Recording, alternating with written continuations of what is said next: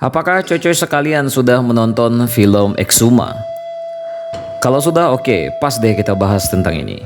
Tapi yang akan saya bahas di sini adalah bukan review filmnya, melainkan dari sisi sejarahnya.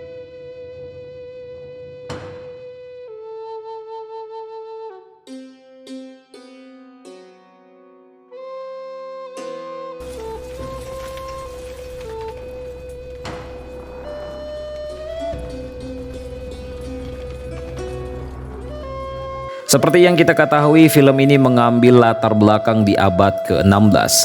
Pada saat itu, para samurai Jepang melakukan invasi ke daratan Korea.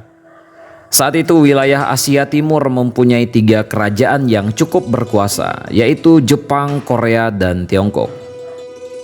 Namun, ketiga kerajaan ini mengalami pergolakan yang dikenal dengan Perang Imjin di tahun 1592 hingga 1598. Perang tersebut menjadi tonggak kebangkitan Kekaisaran Jepang yang bersatu di bawah Panglima Perang Toyotomi Hideyoshi yang ingin merebut semenanjung Korea. Sedikit kisah di Perang Imjin ini adalah invasi Jepang ke Korea untuk pertama kalinya yang terjadi dalam 2 periode antara tahun 1592 dan 1598. Invasi pertama dimulai pada tanggal 23 Mei 1592, sedangkan invasi kedua dilancarkan di tahun 1597. Setelah sempat terjadi gencatan senjata antara tahun 1593 hingga 1596. Dalam perang ini, Jepang melawan kekuatan dinasti Joseon di Korea dan dinasti Ming yang menguasai China.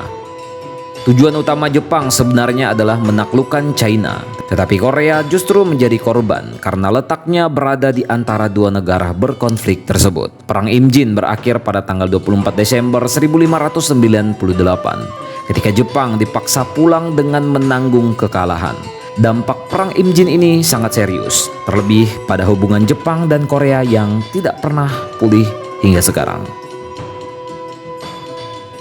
Pada film Exuma pun kita disuguhkan dengan istilah pasak besi. Di film tersebut dikisahkan seorang jenderal Jepang yang ditempatkan di Korea saat negeri matahari terbit melakukan invasi besar-besaran. Ketika bertugas di sana, Jepang mengalami kekalahan. Pada saat pertempuran di abad itu banyak hal yang digunakan untuk bertempur, salah satunya adalah menggabungkan alat tempur dan kekuatan ilmu hitam. Ya, mirip-mirip santet kali ya.